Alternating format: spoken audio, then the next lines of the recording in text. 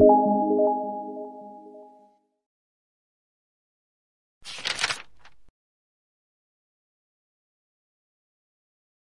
ini kita bakal bincang-bincang asik bersama Ketua Biro IMC Insani tahun 2022. Halo Mas Husen, gimana untuk kabarnya hari ini? Alhamdulillah, sehat selalu. Baik, bismillah. Assalamualaikum warahmatullahi wabarakatuh.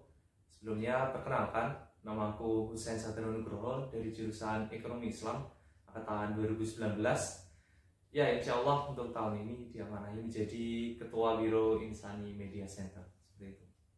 Baik, Masya Allah Mas Husen, di sini yang sebagai Ketua Biro IMC Insani ya, yang mestinya sering terkait dengan desain-desain gitu ya.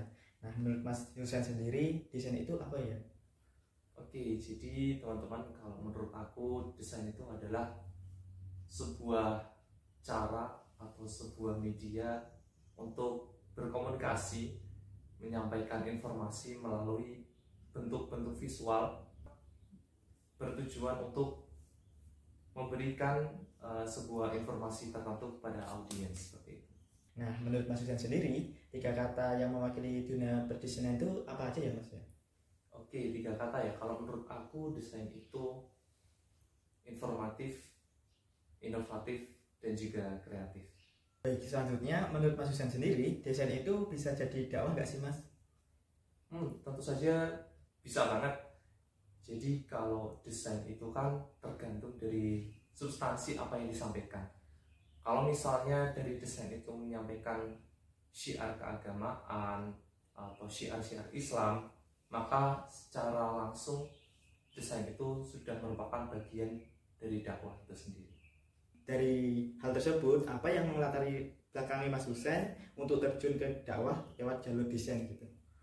Oke, untuk latar belakangnya mungkin aku cerita ya dari bagaimana awalnya aku bisa mengenal dunia desain itu sendiri. Jadi pada awalnya dulu pada saat SMA ya, tepatnya kelas 11 kalau nggak salah gitu.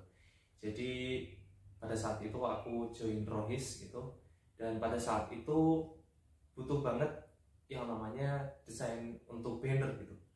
Nah kebetulan dalam satu kepengurusan itu nggak ada yang bisa desain gitu kan. Jadi karena di sini aku punya fasilitas laptop gitu kan, jadi coba-coba deh gitu bikin desain untuk banner. Tapi lama kelamaan ngerasa kok ini nyaman ya atau enak dilakuin gitu. Akhirnya pada saat join ke kuliah, masuk kuliah, dan akhirnya masuk ke pada saat itu salah satu lembaga dakwah di fakultas aku, FEB gitu kan. Di sana karena memang dari awal dari SMA sudah pernah berkecimpung gitu ya dalam hal perdesainan, akhirnya pada saat daftar itu langsung deh milih media gitu kan. Dan akhirnya keterusan gitu sampai sekarang, akhirnya masih terus eksis untuk dakwah dalam hal media atau perdesainan seperti itu. Nah, dari hal tersebut, adakah suka, duka, maupun tantangan dari dakwah lewat desain ini ya Mas? Oke, jadi suka, duka, atau tantangannya. Mungkin aku mulai dari dukanya dan juga tantangannya ya. Jadi selama ini sudah sekitar, kalau aku hitung-hitung ya 3 tahunan lah berkecimpung dalam dunia desain. Kadang kendala yang paling sering dialami itu adalah bahwa dalam desain itu kan perlu adanya ide ya terlebih dahulu terus sebelum kita bikin. Nah kadang pada saat kita mau bikin desain, idenya itu nggak ada gitu. Idenya itu belum masuk di kepala, jadi sempet bingung nih, ini mau didesain kayak gimana ya gitu ya akhirnya. Dan perlu waktu juga untuk yang namanya brainstorming kayak gitu, dimana kita harus mencari ide-ide, mencari referensi-referensi dari desain-desain lainnya gitu, dan itu memerlukan cukup banyak waktu gitu.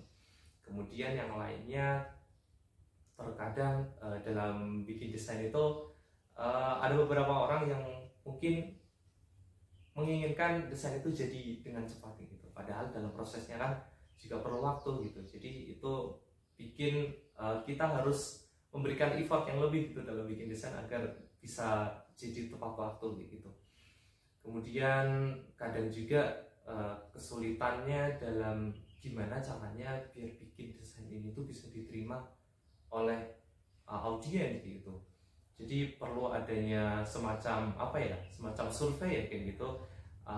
Apa sih yang sedang tren atau apa sih yang sedang disukai oleh kebanyakan orang pada saat ini gitu. Nah itu sih. Oke, yang selanjutnya soal sukanya ya.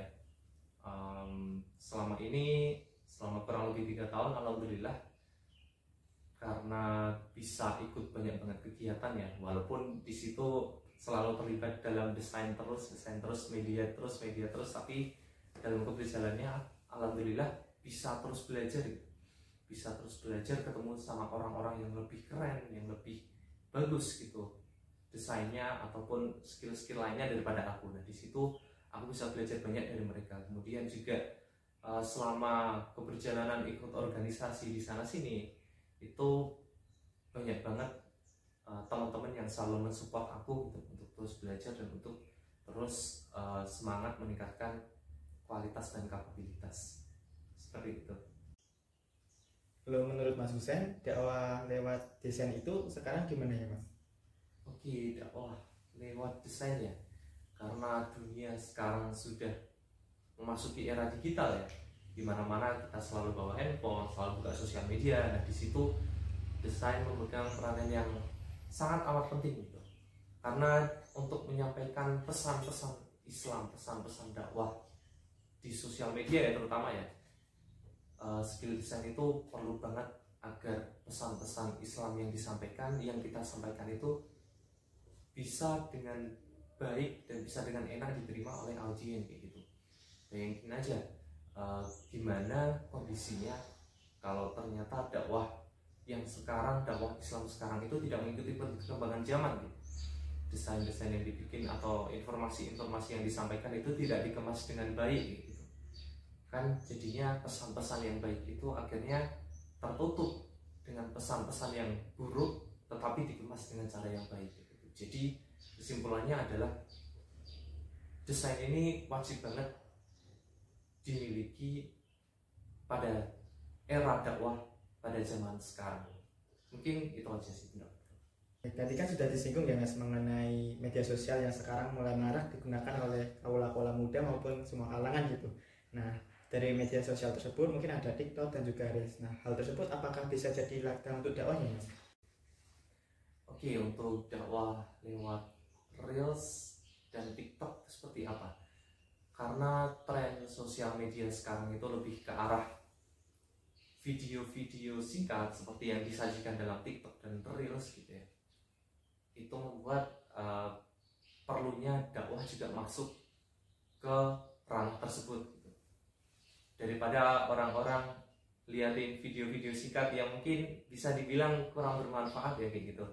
Nah, untuk itu di situ pesan-pesan keagamaan, pesan-pesan Islam itu perlu banget gitu ya teman-teman untuk bisa masuk ke dalam TikTok maupun Reels yang berupa bentuk video-video singkat gitu. Jadi seperti yang sudah aku sampaikan tadi, perlu peningkatan kapasitas dan juga skill ya dari teman-teman yang memang di situ berkecimpung dakwah dalam sosial media gitu. Perlu adanya skill gimana bisa menyampaikan pesan-pesan dengan baik melalui video-video yang meskipun itu singkat tetapi materi-materi yang disampaikan itu harus bisa mengena gitu dalam benak audiens seperti itu. Terakhir nih Mas Husen, mungkin Mas Husen bisa ngasih pesan bagi teman-teman kita yang hendak melakukan dakwah lewat jalur desain gitu. Oke, mungkin pesan yang ingin aku sampaikan adalah terus semangat dan pantang menyerah, karena kalau misalnya teman-teman baru aja mulai nih ya dan teman-teman lihat-lihat sama orang-orang lain, pasti kita ngebandinginnya bahwa yang apa yang kita bikin itu jelek banget gitu loh, belum bisa selevel sama orang-orang yang memang sudah dia berpengalaman di situ. Jadi teman-teman perlu banget untuk terus belajar, terus meningkatkan kapasitas, kapabilitas dalam hal apapun, termasuk dalam hal editing, dalam hal desain, dan juga Yang terpenting adalah bagaimana kita bisa menyampaikan pesan-pesan itu dengan bagus gitu ya, melalui bagaimana copywriting, memilih kata-kata yang bagus gitu kan. Dan juga untuk teman-teman yang mungkin baru memulai gitu, teman-teman jangan putus asa kalau misalnya apa yang sekarang dibuat itu belum bisa sebagus atau belum bisa memberikan dampak langsung ke audiens gitu. Karena memang kalau di awal itu pasti hasilnya masih jelek, masih belum sebagus apa yang sudah berpengalaman. Aku pun juga mengalami seperti itu. Jika membandingin apa yang aku buat sekarang dan juga apa yang aku buat 3 tahun yang lalu, itu jelas banget berbeda gitu. Jadi kesimpulannya adalah terus belajar, terus semangat, jangan terburu-buru melihat hasilnya di awal gitu. Hasil akan teman-teman lihat nanti kalau misalnya teman-teman sudah mungkin bertahun-tahun berusaha belajar terus meningkatkan kapasitas. Nah, baru di situ teman-teman mungkin bisa melihat sedikit hasil dari jerih payah teman-teman dari hari-hari atau tahun-tahun yang lalu seperti itu. Oke, itu aja yang bisa aku sampaikan. Terima kasih. Oke, sebagai penutup mungkin ada nih kata-kata closing statement dari Mas Husein yang hendak disampaikan pada bincang singkat pada kesempatan hari ini.